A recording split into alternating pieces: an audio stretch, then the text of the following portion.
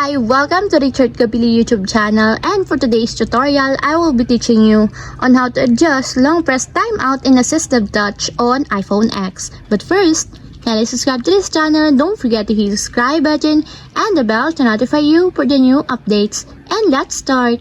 Using your iPhone X, from your home screen, first go to Settings. Then in the settings, scroll down and find the accessibility and then tap. Then in the accessibility, scroll down and then go to physical and motor section, then tap the touch. Then in the touch, tap the assistive touch. Then in this part in the assistive touch, scroll down again and then go to custom action sections and then tap the long press. Then in the long press, tap the long press duration.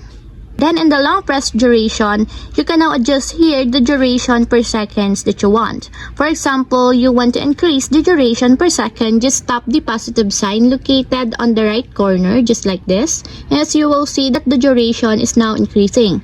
And we want to lessen or decrease the duration per second, just tap the negative sign located on the left corner. When the duration of time required to activate the long press action. And that's it, we have successfully adjusted long press timeout in assistive touch on iPhone X. If you have a question, kindly comment down below and don't forget to hit the subscribe button and the bell to notify you for the new updates. And thank you for watching!